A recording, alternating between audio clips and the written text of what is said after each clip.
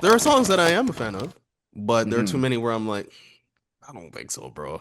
I don't think so. Which is kind of I don't think so, bro. It's crazy. I'm just I like, don't I think don't so, know, bro. man. It's crazy. I don't know, man. Um, This is not it. I don't think so, my guy. oh my God. Okay, so vinyl cop or not a vinyl cop?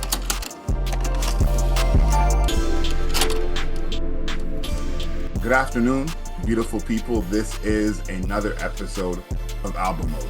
We review a new album every single week. We look at the lyrics, the production, the overall aesthetic of the album, and how that album fits into the context of that artist's career. For everyone watching on YouTube, we thank you. We appreciate you. Make sure you like this video, subscribe to us, and leave us a comment. Let us know how wrong we always are. My name is Adriel Smiley, aka Champion Scribe, and we're here with his Royal Highness, like we are every single week, aka the Bunny, aka No Longer a Munch, aka Green Goblin King Grant. What's happening, people? We're back. This time with Brent Faiyaz, icon. Brent Faiyaz, an artist that I would say I've come around on in a way that I've most artists, I, you know, most and I've come around on in the way that most people do not come around on an artist. Where heard them first time like, eh, and I heard a second time like, it's okay. You hear a single, you're like, all right. And then an album comes out, and then it changes everything for you. And that happened with me and Brent Faiyaz. And ever since, I've been tantalized, waiting on every album release, every song release to see if he can make it into my favorite artists, just full stop. And I've been waiting for Icon for this, not Icon specifically, but this album, Evolution, to see if he can really sway me. Adriel, you are the Brent Faiyaz stan lover, the man who's put Brent Faiyaz on or put everybody on to Brent Faiyaz. Oh, I think Yes, that yeah, there you go. you're the man who That put that the world onto Brent Faiyaz. that last part is correct. The first two, not too much. But that last part is correct. For anyone who knows me, I was listening to Brent Faiyaz heavy in 2017 and 2018. My Spotify Wrapped had Brent Faiyaz like near the top. It was like Brent Faiyaz and Skepta, 2017, What a 2018. combo. Right side of history with that one. Um, but I want us to go back a little bit because this album we actually got a little bit of a pump fake. hmm It was set to release on September 19th, 2025. And the night before, he just pulled the plug. And he said, I'm not dropping Icon tomorrow. Now, he didn't fully say what it was. Like, he kind of alluded to some things. hmm But the next day dropped a lead single that came with the music video. And that lead single was Have To. So we finally got the album that we've been kind of talking about, thinking about for some time. I don't know how many of these songs were on the original album. It feels like the album got like a bit of a revamp in that time between September, October to now. You mentioned that you've come around on Brent Faiyaz. hmm That we've converted you over to Brent Faiyaz. You're absolutely right. He's been on the top of a bunch of our album of the year list and on my list, of course. Um, and then I gotta say, me kind of shuffling in that like Dropbox only mixtape that he put out that was 3 songs. Oh yeah, I forgot about Um, that. that is like my claim to fame. I'm sure that little Dropbox EP was not on anyone else's list, That's but so fire, true. fire on that. But we've reviewed 2 Brent Faiyaz projects. First one was Wasteland in July of Mhm. 2022. Do you remember the score that you gave it? This album, Wasteland, was the turning point for me and Brent Faiyaz. Okay, Saunderson couldn't care less. I honestly could not. It did nothing for me. Then Fuck the World came out. Okay. Skyline. Okay. Fuck the World, the song. All right. Bluffin. Okay. But then Wasteland came out and it basically reshaped my view of who Brent Faiyaz artist was. I think I gave this a 9. That's how impressed I was with this album. That's correct. You gave it a nine. I gave it 8.5. This is still to this day probably my least favorite That's crazy to of me. of the Brent Faiyaz I projects. cannot I'm believe a that. I'm a I'm a OG fan, man. Like this is Lost, Saunder's Son. Like Hmm. I'm a OG fan. So Wasteland, I still like it. Still play some songs from there, but my least favorite of all of his I projects, can't believe that. personally. Then we have Larger Than Life in November 2023. Mhm. I believe that was my number one album that Yes, it year. was. I think so. Do you remember the score that you gave it? I viewed this as a step back. I remember this. I think it was an 8.5. 8 point. No, it was an 8.5. It was 8.5. That's correct. You gave it an Okay. 8.5. I gave it a 9. Um, what I love about us going through our old scores is that I said Wasteland was my least favorite Brent Faiyaz album of all time. Hmm. 8.5. You said Larger Than Life is a step back from Wasteland.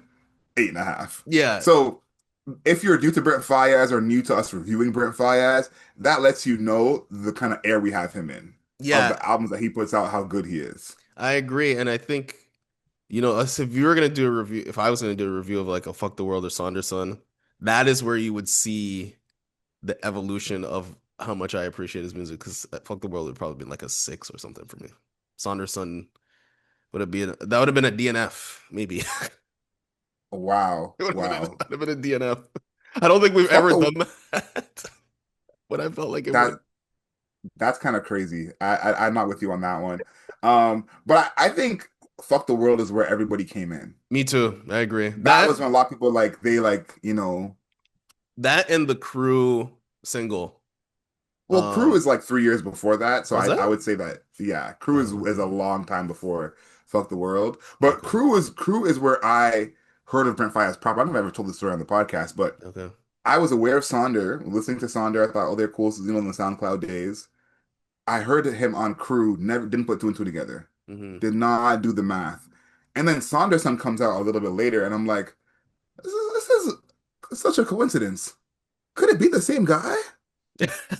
I find out it's the same guy. I'm like, everything makes sense here. But Hmm. Fuck the World is when it really kind of happened for him in terms of a lot of people like following him and being into him. One thing about Fuck the World that I really remember is when he put out that video for Rehab and that video for Fuck the World.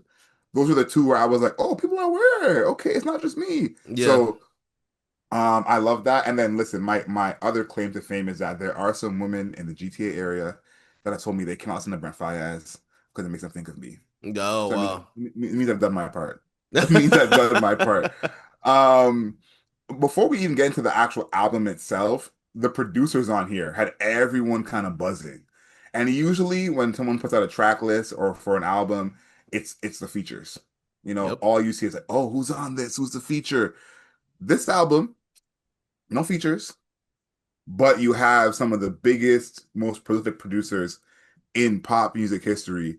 Raphael Sadiq executive produced this one. Benny Blanco's on here. Chad Hugo, Mike Dean, Tommy Richmond has production credits as well. So this is rare for me because it's rare you see people so excited about a group of producers.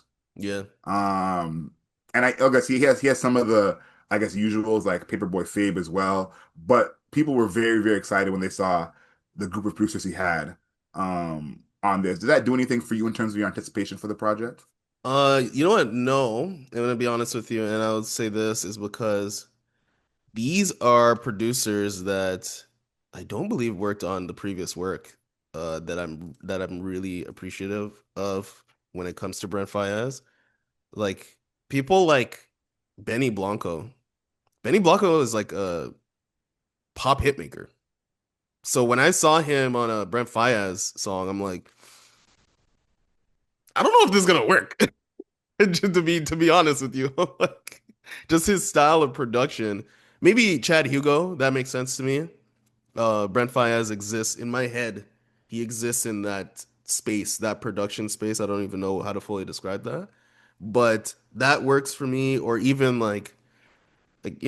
I would have been more confident if there was like a Steve Lacy, Tyler the Creator type John, but that was not happening. So I was actually a little bit worried when I saw the production list. I'm not gonna lie to you. I was actually a little bit worried. How did you feel about that? I'm curious. I thought it was a tell of where he's headed. On the last project, Larger Than Life, I thought, okay, he's headed towards a more upbeat sound. Like we've Hmm. never seen him use this much drums. You know, he's been the anti-drums R&B singer for a long time. Yeah. This is the album where you're like, okay, bring in the drums. So I had a feeling from that project that he's headed to more of a pop lane. You know, Timbaland is on that one, Missy Elliott. He has songs with ASAP Rocky. Hmm. So it's like, okay, he's moving more to the center of where music is. So that was my thought. I said, this is taking Brent to the center of where music is. Um, so I was intrigued, excited. I can't say, but intrigued for sure in terms of I like to see artists try and develop their sound. Yeah. You know, calling the album Icon is already a bold move. Yep. You know, and then as well having these hit making producers on here. You know, executive producer Raphael Sadiq. It's like those are the names where you're like, okay, these guys all do good work. There should be good work on this project. Yeah. I think there's two things I want to mention as we get into the production. Butterflies was a song that was released kind of, I don't want to say low key because it was on streaming, but like people kind of some heard it, some didn't. And then Have To was the single. Have To was in big rotation for me. Okay. So and that being like the main song I'm listening to heading into this project, I'm like, if Raphael, Benny, Chad, and Mike Dean are doing Have To, then we got something. But Have To is more of the Tommy Richmond production. Yeah, I agree. So that's the thing where I was like, those guys, it's not really them. We're gonna see how it goes. Um, I call this his beauty behind the madness. Mm. This is where Brent is headed with this project. Now, people again, a Mm. lot of people are I say split. I'll say it lightly about Mm. Beauty Behind the Madness and the That's Weeknd's what I was gonna catalog. say. I'm like, that's kind of that's a different type of statement than most people think, I think. That's kind of why I think it's very accurate here is because this project you've heard, kind of a mix of both sides. Some Hmm. people really love it. Some people are saying it's garbage. Yeah, And I'm here. I have it's heard it's a, both. it's very much like there's not that middle ground. It's like this is amazing or Brent, what's going on here? And Beauty Behind the Madness was that for Weekend fans. Yeah. Where I think in retrospect, Weekend fans have like grown to love it a little bit No, more and I'm still kind of out. the place that that's you. But other Weekend fans have grown to appreciate it and kind of the place that it holds in his career in terms of what he eventually became. Hmm. Um, but when that happened, that was a huge shock. Yeah. He was going from Kissland to Beauty Behind the Madness. Yeah. So that was something that it was like, where's he headed with this? It wasn't like you saw him leaning towards it. I think Brent in this album, he's more leaned into it before because Larger Than Life is more in the pop direction than he had done before. So Yeah. it's not as much of a hop, skip, and a jump into what we get on Yeah. Icon. But Go ahead. what's your favorite production from this album? That's why I want to start. I don't usually Wait, ask that, you're but I leaving want to me know what your favorite is. you're leaving me high and dry. You're gonna talk about the weekend. I don't get to talk about the weekend. Because you're gonna hate. You don't like Beauty Behind the Madness. I think, well, I would just say because you said the beauty behind the madness thing, it did I did see what you were saying because Beauty Behind the Madness, I mean, I liked songs from Beauty Behind the Madness, but Mm-hmm. I was not, I mean, it was for me, it was a step up from Kissland because I think Kissland is garbage. Yeah. And I was like, okay, it's a step up, but this pop realm he's entering is something that I didn't foresee. And I think it's the same thing with Brent Faiyaz, where except for the past two albums, were really fucking good. But to see him go in this pop realm is kind of interesting to me. So that's why I was thinking of the other side in the world is yours. Those are basically the two Mm-hmm. songs where I'm like, these are pop songs. The other side in particular felt very Michael Jackson, like super Michael Jackson. The way that he is singing, the 80s style guitar, the claps, the gated, the gated drums, all that type of stuff that sounded like an 80s pop song. But he's singing like Michael Jackson, like with the layered vocals. So I thought that that song is good. I like that song, but I think the core of this song or the core of like people's issues with this album is existing in this song where I'm like, technically it's good, but I think that Technically. technically it's good, but I think it betrays the aesthetic that he has been generating up until this point as an artist. 100%. You said it perfectly in terms of why there's a problem with it. Because, I said at the top of this year, in 2026, we're going to talk more about the narratives around artists and their music. Hmm. And I think an artist's aesthetic is a part of that. Like Absolutely. your aesthetic matching the music is huge in 2026. That's something that people kind of are looking for. And you're right in terms of this song in particular, Other Side not matching his aesthetic, Hmm. because I saw Brent Faiyaz live, I guess a couple years ago when he came to Toronto, and he has some songs where he could, two step or dance a little bit. That's not really his vibe. There's really none of that in terms of his aesthetic. He's Hmm. almost too cool to dance. Like, no, dance is for you guys, you losers. I'm too cool for any of that. Other Side is maybe the danciest record he's ever made. By Um, far, I think. yeah, you said it's Michael Jackson. I think that you're giving it too much credit in that way. No, I'm telling Um, you, bro. I'm going to tell you this exact portion. I'll give you the exact portion okay. where he's like, "You must be from the other side, 'cause I saw you in my dreams last night." That is a Michael Jackson side. You must be from the other side. That's a Michael Jacksonism. That's the source material, Yeah. but you know what it actually sounds like? It sounds like a Tyler the Creator song. Oh, That's what it actually sounds like. So I think Michael Jackson might have been what the talk in the studio was. right. That's what we're going for. But what came out was a Tyler the Creator song. Hmm. And I think that's interesting because Tyler has made all these kind of pop attempts, and this is what they kind of sound like in a sense, the tempo especially. But this is the song where I felt like the limitations in his vocals felt more prominent. A Okay. lot of people have said over the years, especially people who are singers, that like he can't really sing. Like he's not that great of a vocalist. And I've always been a fan where I'm like, his talk sing style, I think lends to that. Like, I don't need him to be one of the greatest singers, one of the greatest vocalists. His style works for how good he can sing. You know, Other Side was the song where I was like, oh, I kind of get where everyone's saying now. Now, Hmm. again, it did take me 5 albums or 5 projects to get here, but this is the song where I was like, oh, I understand what everyone's saying now. Still a good vocalist, but you mentioned Michael Jackson. That's why I thought Tyler the Creator, because Tyler the Creator, he's better a vocalist Tyler the Creator, but Tyler the Creator's not Michael Jackson. So Right. Michael Jackson vocals on this different vibe. Yeah. Brent is not there. So that's Yeah, why that's Other okay. Side, Go ahead. no, it's okay. But I think on a song like this, like I feel his limitations. That's why I brought up the Weekend. The Weekend is immense vocally. So once Yes. he went to that pop side and did all of that, the expansion of his vocals kind of helped those records. I think some of these records is like, and something that we've said before in terms of someone like Ariana Grande on her albums Hmm. and Arlo Parks their singing style. Hmm. It's kind of like the more pop you want to go, it's kind of the better singer you have to be. Yeah, I agree. And the more like indie alternative you want to make your sound, this works. So this is what I felt like on the other side where I was like, I see the limitations here, and I personally think that this song, you're right, it's not bad. Like all the bones of a good record. Hmm. But I think there's just that one thing where I'm like, it feels a little bit, excuse me, limited because of his vocal limitations. Yeah, so that's why I'm sensing a Michael Jacksonism, Michael Jackson. But Michael Jackson, unreal singer. I don't know. Newsflash for some people out there, maybe.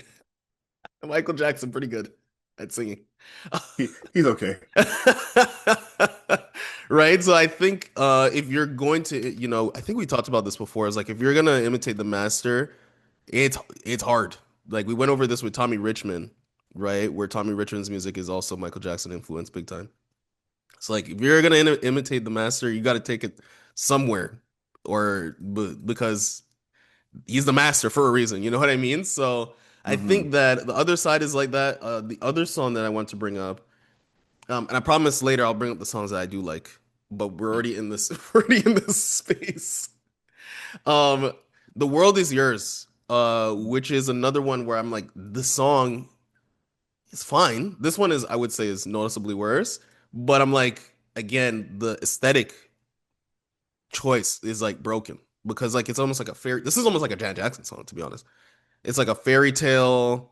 There's other fairy tale. like production styles that I like a lot, but this one felt like watery. It felt like a water stage in like Super Mario or something. That's what the production sounds like. And like an N64 water stage. And I was just like, I don't know if we're really there. I don't know if he is there. I don't know if we are there. I don't think his vocals can carry a type of song like this. It just felt very odd to me. And Back again, to the also in 80s aesthetic. vocals. Sorry?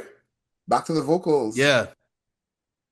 Yeah, Yeah, I agree. this He's like his singing isn't as his singing is more one dimensional than his past music kind of demonstrates. I mhm. guess this is more this time it's more evident because the production is a little bit more poppy. So you're trying to see if he can make it to that level, and I'm like, I don't know if he's getting to that level, you know? So Well, I think there's two things here because I actually like "The World Is Yours." That's one of the first songs that I liked on here. Like, okay. full disclosure, I got to song 7 before I liked the song Oh, okay. on here. Okay. Um, We're fighting but on I don't feel about it right now. but why I like "The World Is Yours" is because it feels like an evolution of what he's done before. Yeah. The lyrics on this album are all not Brent Faiyaz type of lyrics. You know, Yeah. like it's very, very different than what we're Yeah. used to. And this feels like kind of the natural progression of that. Like it still is kind of his sound in terms of the drums and the bass, and then like the almost lack of drums at certain points. Like that's just Hmm. the thing is like no drums and the drums come in like, 2 minutes in, a minute and a half in. So this still fits that mode of a Brent Faiyaz song. Yeah. But it's like a happier Brent Faiyaz song.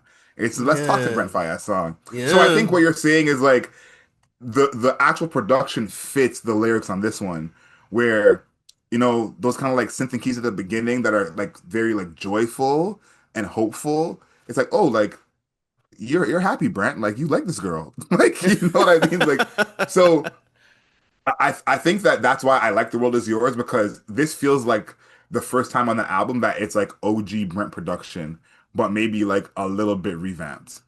Yeah. Um, I can see what you're talking about, but I hate to break it. I wasn't a big time OG Brent Faiyaz fan. So him going listen, back to this realm, it wasn't really working for me. listen. I understand, I understand, but I do think that that is kind of like where he is the best. I think like Mm. he has those sounds that even though he's young in his career, this is his third studio album. He has a bunch of sons. Like Brent Faiyaz walked so Four Bats could run. Like Brent Faiyaz walked so O'Deal could run. Like all these guys are Facts. coming after Brent Faiyaz. So you're right, it's not always the best from him, but that's kind of where he made his bread and butter. The actual next song on here, Four Seasons, I like one this of my song a lot. favorite songs on here. Yeah. This song reminds me of Wasteland Brent. Yes. Those like plucky strings at the beginning. This is very much Wasteland Brent. Now, the lyrics, again, Brent is a Yeah. changed Yeah, man. A something happened to him. changed. I don't he cut his hair. See, that's when you know this That's happens with men and women, women and men, bro. Men do this shit too. Cut off all his hair. Now the lyrics in all of his songs switched up. This man's falling in love. He doesn't know where he is. I'm available to you 24/7. I'll ship myself to your place. What are you talking about, bro? no complete and this is a funny thing because you talked about the aesthetic changing Hmm. of what he's represented before to what he represents now. Songs like Four Seasons are the ones where, okay, this kind of sounds like old Brent. And then he starts singing, and you go, "Oh, oh, oh, oh! This is not what I'm accustomed to." Yeah, So I like him kind of blending the two because I personally don't think that the sonics needed to change to match the new lyrics. I agree. Again, back to Beauty Behind the Madness. The Weeknd's lyrics didn't really change that much. Like maybe less, obtuse, and in terms of what he's talking about, Hmm. he'll kind of slide the cocaine talk in there more Hmm. discreetly. Hmm. But it's still cocaine talk. It's still, you know, women and drugs. Like that's never gonna change. I think Brent almost overcorrected on this project, Hmm. where it was like change the production, change the lyrics. And why I'm saying that is because again, let's go back in time to Larger Than Life. Okay, Larger Than Life, he had some songs on there that you're like, this can be Brent's version of pop. Like Yes, it I still feels remember. Brent. Yeah. It still can be, and the song I always think of from that is Best Time. Best Time is the most streamed song on that album, 400 a million streams on Spotify. It's just him. It's only a minute Yes. and a half, basically. Like, this is the version of pop I thought Brent could really excel at. And I think Yeah. that the version he does on here, with some of those records in the middle, like, Strangers, Other Side, like, those don't feel natural to him. And I think that that's what was different here. And again, why I'm going back to Beauty Behind the Madness, maybe we need time to catch up. Because Starboy to this day, one of the most streamed albums in the history of streaming. Hmm. People have their thoughts about it when it came out at the time, Hmm.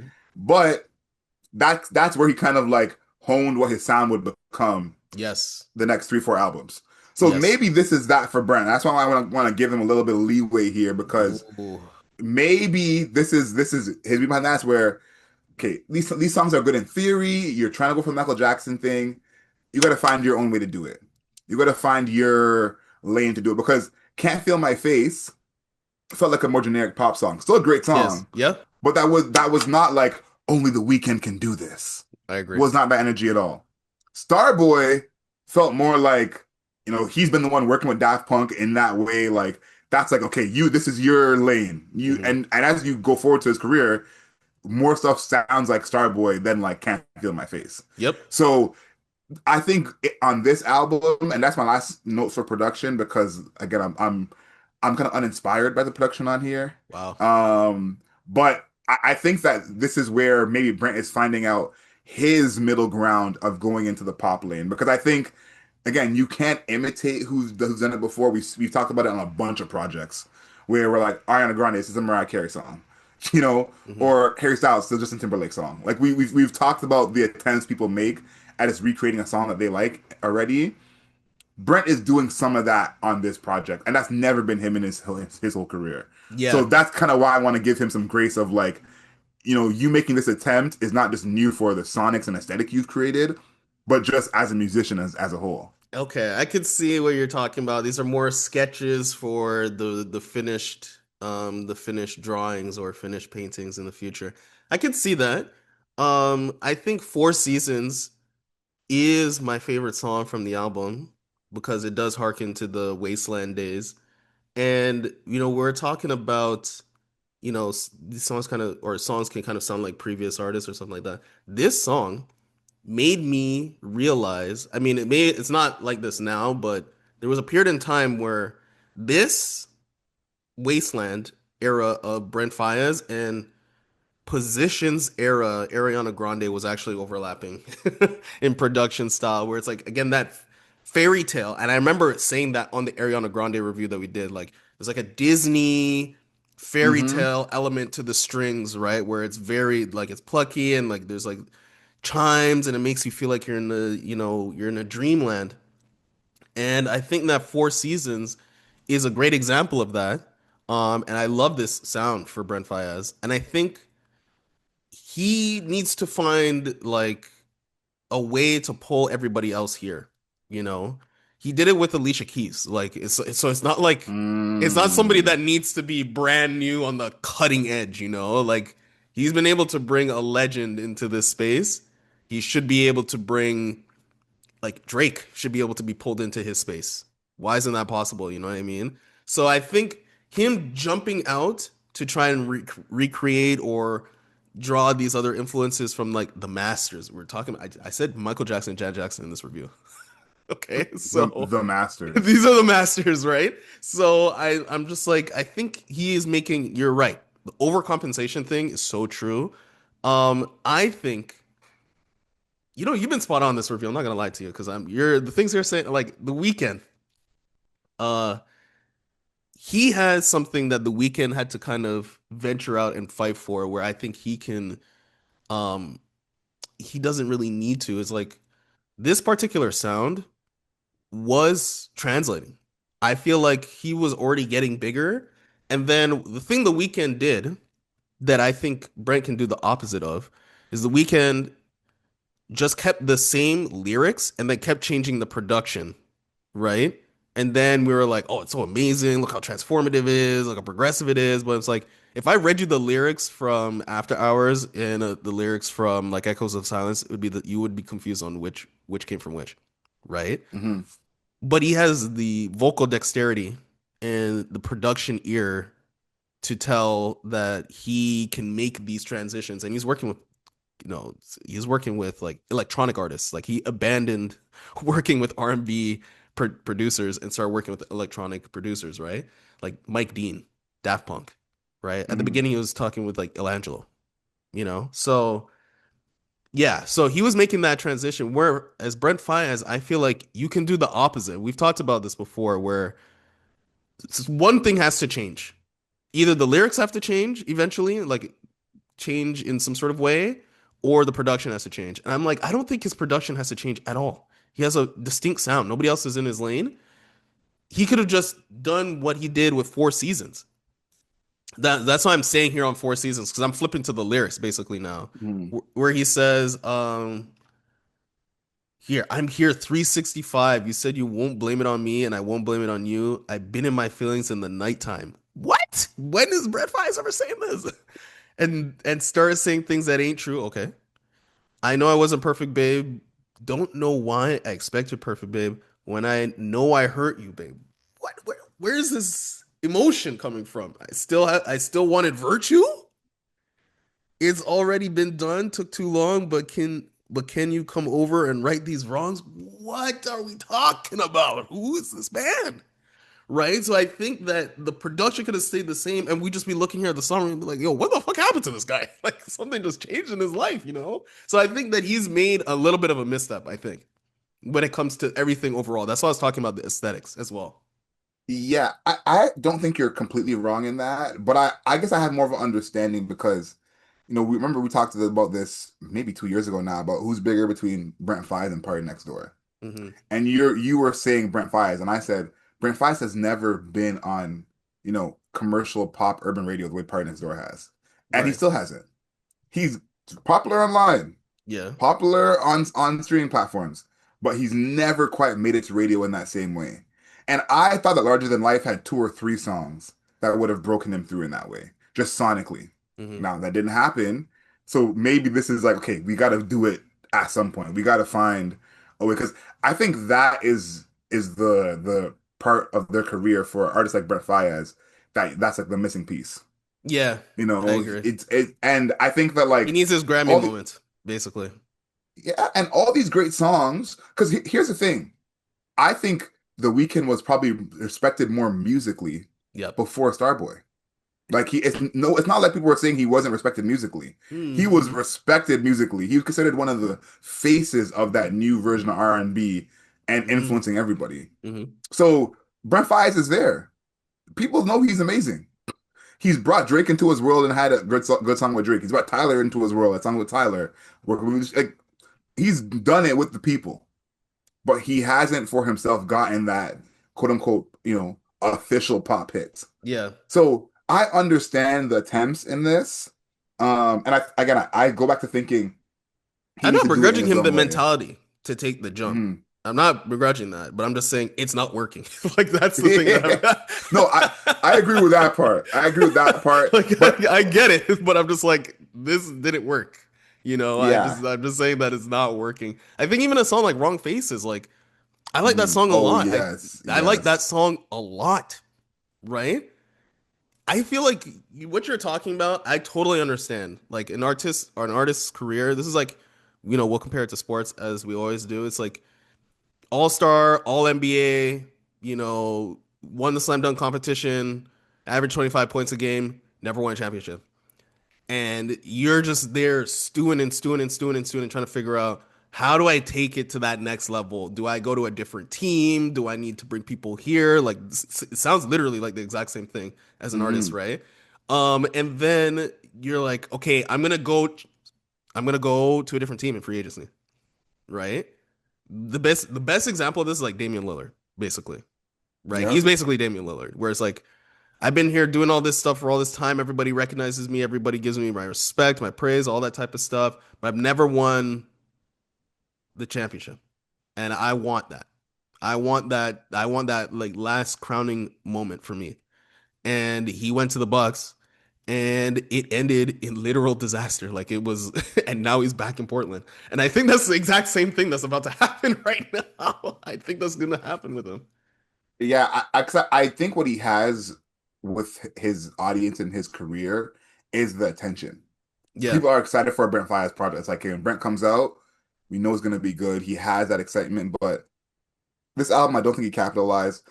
I have two sets of lyrics, and it's so funny because I always thought Brent's lyrics Hmm. um, were, I don't want to say conversational because that's a crazy conversation to be having, but No, I agree. kind of conversation. No, like like that's not a regular conversation, but it Oh, is like he's talking to someone. You know what I mean? yeah. Um, and I think about the way that he's changed his lyrics on this project. Um, is like it almost feels like his songwriting doesn't hit the same because it's like less natural to him. Hmm. Almost like he had to like step outside of himself to write some of these lyrics. You know what I mean? Hmm. On Strangers in verse 2, he says, I told you everything. You told me parts of you. You gave me hell to pay. I gave my heart to you. If that's the exchange, then I'm making a change. It's no hope in that. It ain't the same. Better off we're estranged. Why hold me back? Things I heard, I can't unhear. Things I saw won't disappear. Chips are down, just like your tears. We were solid through the years. This feels so kind of vanilla for Hmm. what Brent Faiyaz's lyrics have been. Take the toxic part out of it. He was saying things that you were like, I'd never heard anyone talk like this. This could have been anybody writing these lyrics. You would not be like, oh, this is a Brent Faiyaz written song. You know, one of his famous lines where he goes, I got too many hoes, but they ain't you. Hmm. Even that alone, it's like you don't hear that in R&B all the time. That is like not something that you hear. So his lyrics have gotten more vanilla, more basic, since he's kind of made this change. And then Hmm. my last one is on Vanilla Sky. Speaking of vanilla, is Did you like this is a Strangers? Hold on. Did you like Strangers though? Like the song not composition? not really, Yeah, not okay. really. Yeah, like the crazy thing about this album, before we talk about Vanilla Sky, is Hmm. that the more I listen to this album, I'm like, these are not bad songs, but Yeah. I don't want to go hear them. You know, like I can't see myself being like, yo, put on Vanilla Sky. Like Hmm. I can't see myself doing that. But when I hear the song on the album, I'm like, this is, good by definition. So I think that that's what a lot of this is on the chorus in Vanilla Sky. He says, "What is happiness to you? Does it shine bright and feel nice? Is it short term or for life? What's happiness for you? Can you drive it? Does it drive you? Is it something to gain or does it cost you? Is this a safe space for me to lead with honesty? To show this part of me? Is this a safe space for me to lead with honesty? Show this part of me?" This is very much his style in terms of like the underwritten quality of these records. Hmm. He's never been like a dense lyrical artist. Like we talked about last week, we reviewed J. Cole. This week we're reviewing Brent Faiyaz. Like polar opposites in terms of the Yeah. density of their lyrics. Um, but I do feel like again his lyrics are not hitting the same because I think the more positive, even existential questions he's asking, the more, forward looking Brent Faiyaz. I feel like this kind of writing from a theme standpoint needs to be more written. Yeah, I I think think go ahead.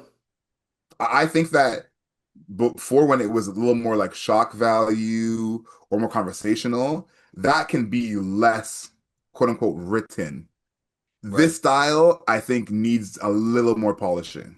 Yeah, you know what the thing is? I really coming around on this idea that this probably should have been like a concept album. The idea that he made this flip so drastically in the songwriting style about what it's about. Do you see where I'm going with this? Where it's like, you're such Yes. a toxic, you know, dark human being, and then just from album to album, it flipped to I'm in love with X, Y, and Z, available 365. He literally says that in one of his songs, available 365. When Yeah. have you ever said that? Because I think maybe 2 albums ago he goes, "All my hoes know I'm leaving, whether or not I have a reason." Yeah. Like very different from "I'm available all day, every day." So I'm thinking maybe this is for an album in the future, because I feel like I feel like this album is gonna get lost to the ether. I'm not gonna lie to you. I think this is gonna go in the black hole. And I think a concept album where he goes from Wasteland to Icon, like the person, like the Wasteland person to the Icon Mm. person, actually build the bridge and actually show like how that person can change because he has done that. And even on a song like Pure Fantasy, where you're seeing him, talk about like the idea of this love might be pure fantasy, and then even the fans in the background, right? I'm like, okay, so there is like a world building element to some of his music because even on Wasteland, that was low key a concept album, right? Because he was Oh, 100%. right. So this is like the idea of what I'm talking about actually exists in his music, and I think that he is not pulling at the correct strings and instead of trying to show that progression via the album, he's just like I'm just different now. He's just like I'm just a different dude now, So I Yeah, think there's almost like a cognitive dissonance that's happening with a lot of people where they're like, who is this person? What is this music? Like what is happening right now? I don't understand. yeah, I think Larger Than Life could have and should have been that bridge. There were some themes on there where it's like, oh, he's having fun, Brent. Like, but it was still very much like, I think about where you're at, where he says, "I be doing shit I really shouldn't do for real." Hmm. Like that's still very Wasteland era Brent lyrically. So you're right. I think that the bridge never properly happened. And I think as well, like for me, sonically is where this kind of falls flat. Like when we talk about the cohesiveness of this project, Hmm. um, I think at certain points you can squint and it's there, but I do feel like it's missing because some of these songs that are actually good production end up falling flat. And that is something you do not see very often from an artist of his caliber. Like in reality, Other Side should be a song we're raving about. The production on that song is so fun. It's more Hmm. it's more dancey. Like that it gives lead single energy completely. Yeah, Like other artists, what we would like the Bruno Mars, Harry Styles of the world, that's the that's your lead lead single. single. We go with that. For Brent, I feel like it didn't give that same energy. Even a song like Pure Fantasy that you mentioned, it's like this is not a badly produced song. Like there's a world this could be a bigger hit, but something is missing there. So for the cohesiveness of the project, I think it's there lyrically, but I don't think it's there sonically. And I think even starting from a song like the intro, White Noise, I like that it's intro. kind of no, it's a beautiful song, but I think hearing White Noise and then thinking what you're getting into for the project, it's like you could convince someone that these songs are on all different projects. True. That's true. And I think Larger Than Life having some upbeat records like Outside All Night or like Best Time, and then having slower records like Moment of Your Life, like it still sounds like it goes Hmm. together. Here it doesn't feel like that. Yeah, I agree. And I think he left too much behind. I think the switch the switch is it's a switch. He turned it into a switch instead of a bridge, and that's the issue. That's the major Hmm. issue because I think that even though I love White Noise, I love the strings on White Noise. I Hmm. think it's a very great intro. And then it goes to Wrong Faces, and then very quickly because this album is only 30 minutes long. So you're already getting an audio shift from Wrong Faces, where it's like, it's like lots of guitars. He's got the harmonizing and it sounds very lonely. And then literally the song after is Have To, where it's almost like a Tommy Richmond type of track with the water level that I was talking Hmm. about. Hmm. So Hmm. there's it's jarring. It's jarring in a way that his music is almost never like that. Yeah. Like he never really does that on any of his albums. His albums almost are seamless together. So I don't know, a lot of questions, a lot of just like I would love to have been in the room for this album because I'm trying to figure out what is the goal. Well, I guess we talked about his goal Yes. before, Yes. but when we're all in the room, there's no way I find it hard to believe that you had all of these people in the room. When I say all the people, I'm talking about Benny Blanco, Rafael Sadiq, Brent Faiyaz himself. Like all these Mike people are Dean, Chad Mike. Hugo, yeah. Yeah, we're all in the room and we're like, yeah, this is gas. No way. Like, no way. All the other, like, no way. Like, everybody else that is in this room has made incredible music in the past, collaborating with other artists in the past that are huge, right? And we're in here, we're like, yeah, this slaps? Really? That's what I'm confused about. I think when we talk about what this means for his career, that remains to be seen. This is like a unmarked what it means for his career. Because there are people who love this and there are people who hate it. Hmm. I think I think it's actually gonna hurt his career in a sense. Oh, wow. Um because here's something, and I want to give shout out to Rory and Maul because they brought up on the Rory and Maul podcast talking about Baby Keem. Okay. And Rory was saying, Baby Keem, this is his time. The pressure's on. Hmm. He has to do his thing or else. Hmm. And Maul was saying, I don't think that's the case. A lot of people are just heard of Baby Keem in the last project. Like Yep. he's new to a lot of people. So he doesn't have that reputation of he has to meet this level. You know, he's still introducing himself. Brent is a step ahead of that. Hmm. Wasteland, Larger Than Life, Fuck the World. One of those three is someone's favorite album. Yep. Like, you know, out of that trilogy. So he has that level to reach to of like, listen, you gotta make it just as good as Wasteland, just as good as or like this is gonna fuck the world because we mentioned those projects a ton on this review, Yep. and so I think it is kind of a pleasure or a privilege for an artist to have that kind of expectations on them of like you've done such great work before, that's what Hmm. we're comparing you to, but because of that, this falls even flatter. I think if this had come earlier in his career, complete different way we're looking at it. You know, I Yeah. think it's not bad music, but we may be like, oh my God, this guy is so cool with his like writing style and his weird product, like different tone completely. But comparing it to himself, I think this hurts his career. Wow. I don't know if it hurt. Maybe hurt's a little bit strong.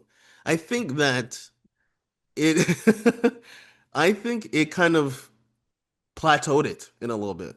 And That I don't mean it's going to plateau, but I'm like this is just like I said earlier where I'm like I think this is going into the ether and not not coming back.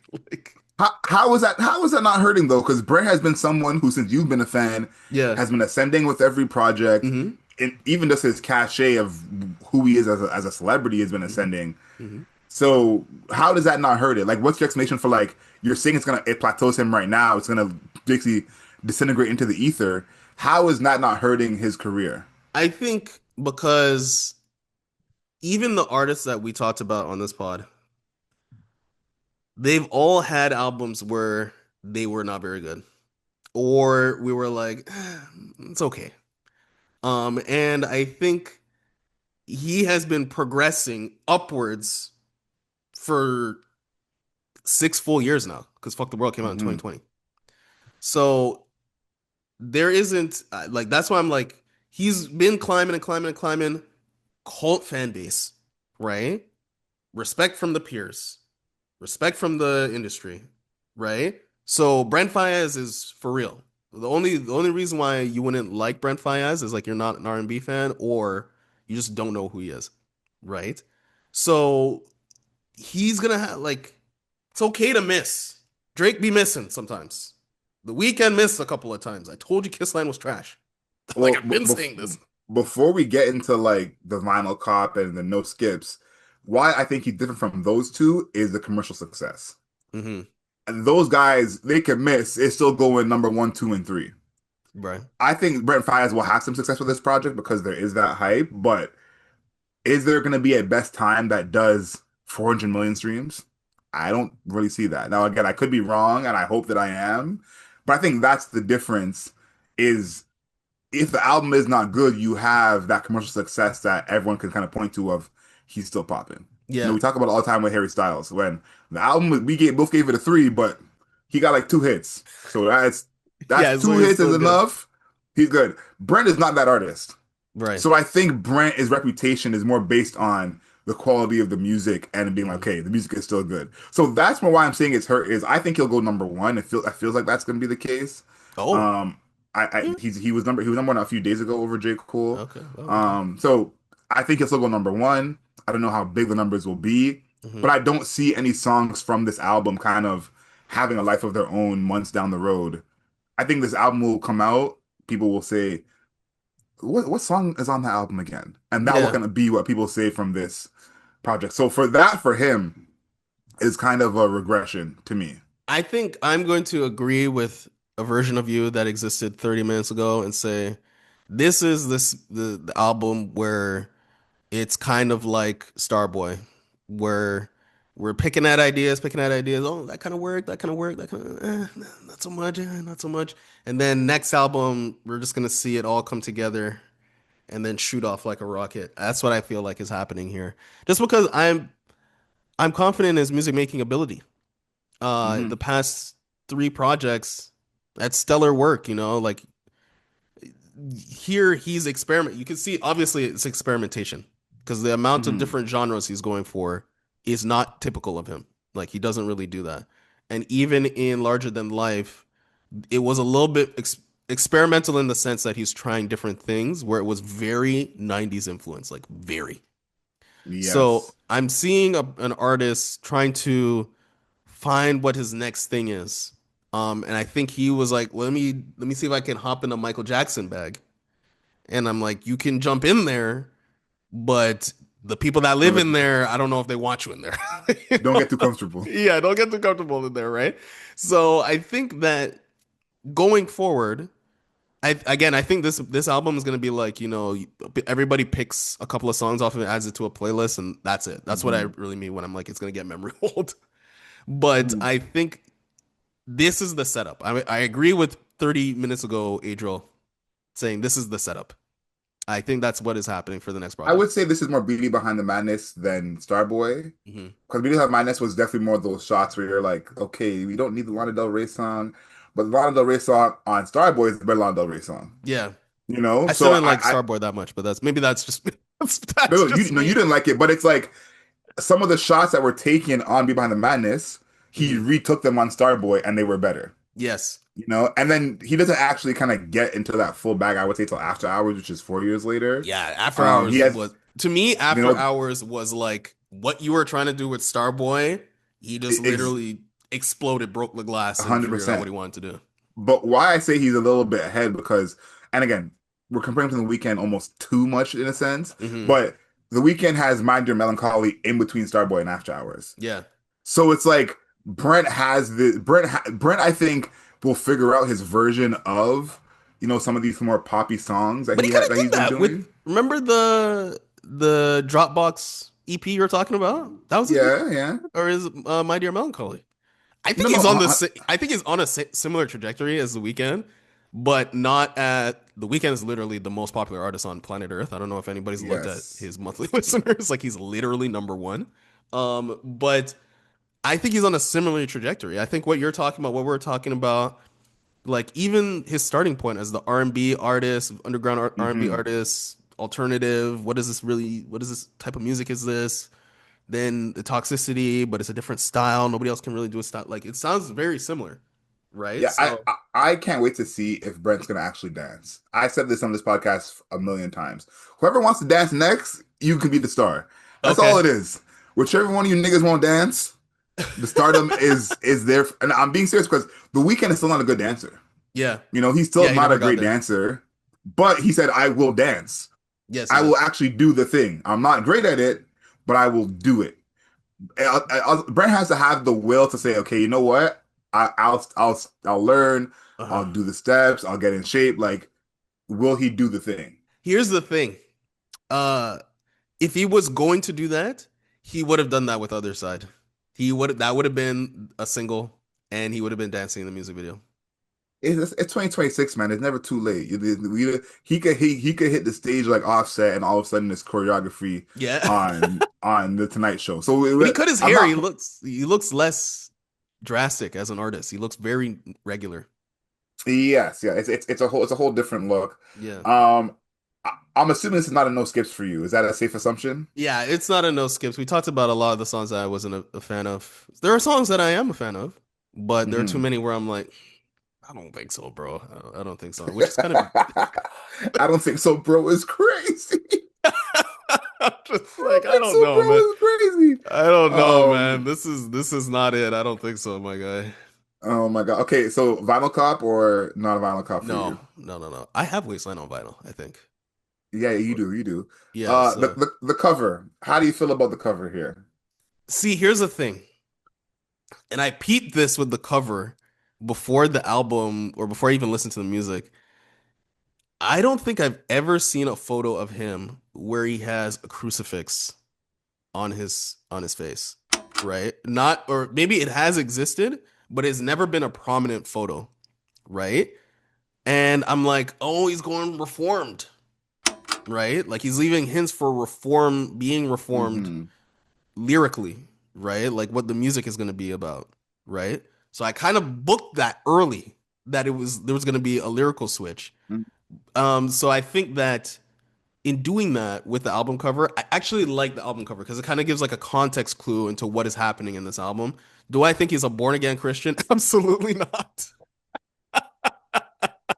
Yo, that's Absolutely funny. not. But it showed me that he is reforming in a specific type of way.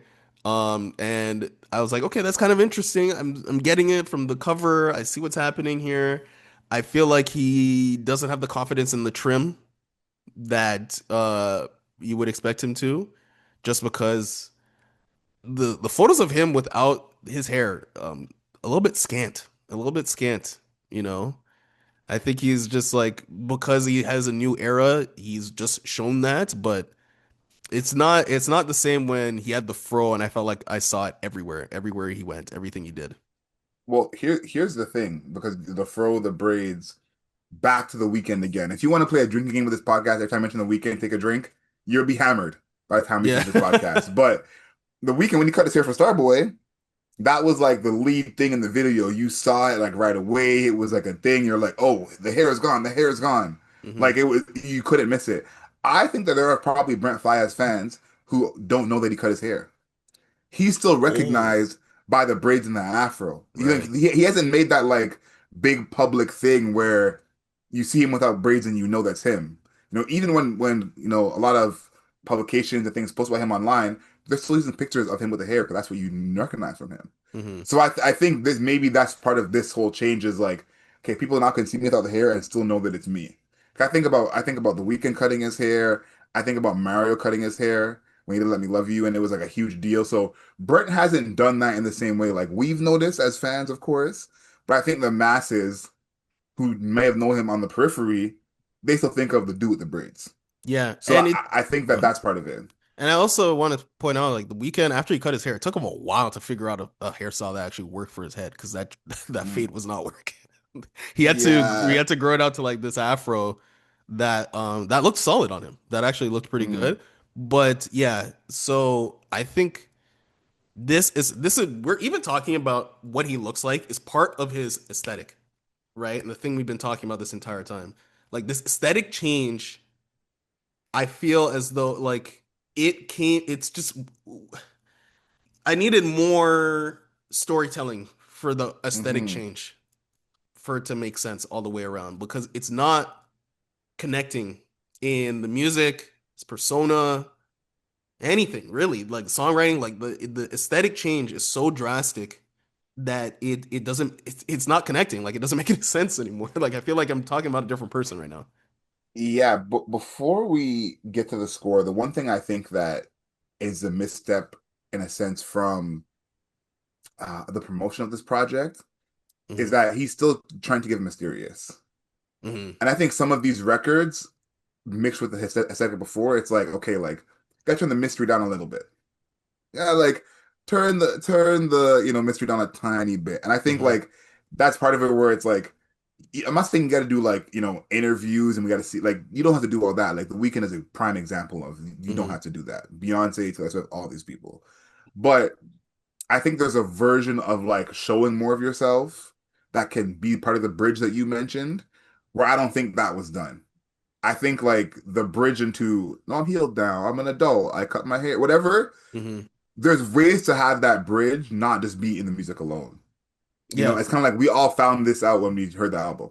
You know what I mean? Like that's when we found out. There was no like preparing us um for this. So I think that's part of almost a misstep here in a sense. I want you to go ahead with your score first. I'm very interested to see what you think. You are the newer Brent Faiyaz fan out of both of us. What do you have as score for Brent Faiyaz Icon? So, Brent Faiyaz Icon. My score for this album is a 6. We are back in the Saunderson zone. Or not the Saunderson zone, fuck the world zone. And which I fuck the world. I'm like, there's some good tracks on here, but it's not fully reaching with me. And I think everything we talked about, I don't have to reiterate because I can't. I think we hammered on it today. Um, Everything we talked about, I'm just like the jigsaw pieces are all from different puzzles, and it's not coming together properly. And we need to sit down and redevise what we're trying to do because I think that 3 or 4 different things are trying to happen at the same time, and it's Yep. not, and it's become mismatched in a way where it doesn't make any sense anymore. Like the first 3 songs, Wrong Faces, Have To, White Noise, those are 3 different aesthetics, right? And then they're also approaching different things in production, right? So I'm just like, we need to sit down and like really, like, I need to get my manager in here. I need to get my designer in here. I need to get my stylist in here. I need to get my producer in here. We need to get all the creative people in one space and then try to mold one thing together. And I think then we'll be talking. I just think that there's too many different things going like this. Right? We need to Different come back and figure, directions. yeah, we need to come back together and figure out what exactly we're trying to do here. So this is a 6 out of 10. Some solid songs, some solid production, some solid songwriting, but it doesn't go together. That's the main thing. It doesn't fit together.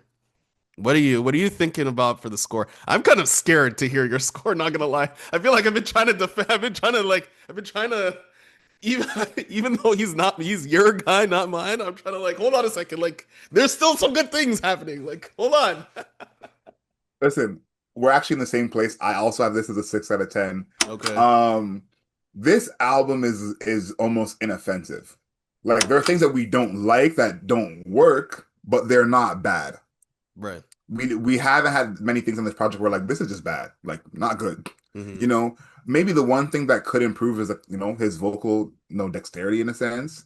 I think it doesn't always match the production on this project. Right. I think more we're complaining about is like credit to him as an artist, where the bar he set was so high, the aesthetic he built was almost world building, where we understood better who he was, where this feels kind of like a fall off.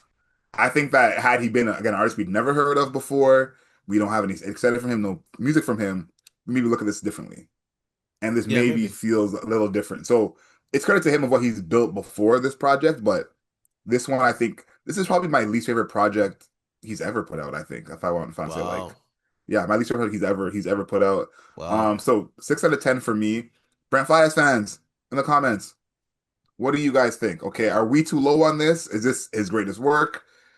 Are we too high on this? Should he be even lower than a 6? 6 is still above average, okay? Yeah. 6 is still above average.